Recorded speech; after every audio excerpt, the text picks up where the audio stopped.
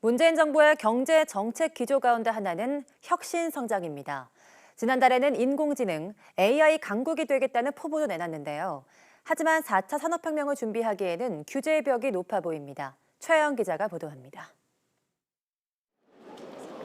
문재인 대통령이 국내 최대 인공지능 개발자 모임 현장을 찾아 AI 강국을 천명한 날.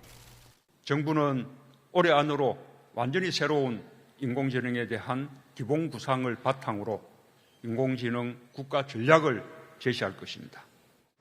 검찰은 차량 공유 서비스인 타다를 불법 영업 혐의로 기소했습니다. 그동안 축적한 타다의 데이터를 활용해야 한다는 목소리가 나오는 시점과도 겹쳤습니다. 혁신적인 서비스라는 점에는 논란의 여지가 있지만 정책 혼선 속에 여전히 높은 규제의 벽을 여실히 보여줬다는 점은 분명하다는 지적이 나옵니다. 이처럼 혁신 성장과 더불어 인공지능 정부로 가는 길에는 규제라는 큰 장애물이 놓여 있습니다. 알파고가 바둑 기록을 학습해 이세돌 구단에 이긴 것처럼 인공지능의 발전에는 사람이 축적한 방대한 양의 데이터, 즉 빅데이터가 무엇보다 중요하지만 이를 활용할 길은 사실상 막혀 있기 때문입니다. 금융당국이 빅데이터 거래소를 만들겠다는 야심찬 계획을 내놨지만 진전이 없는 것도 같은 맥락입니다.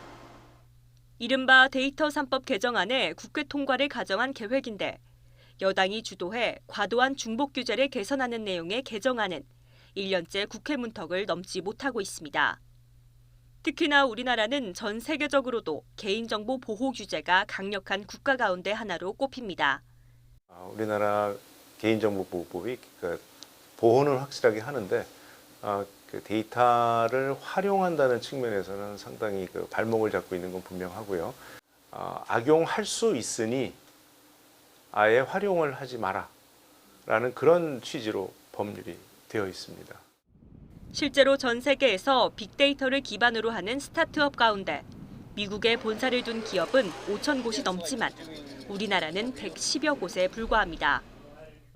제조업을 통한 경제 성장이 한계에 다다르면서 새로운 먹을거리로 인공지능이 주목받고 있지만 규제의 문턱은 여전히 지나치게 높다는 비판의 목소리가 커지고 있습니다.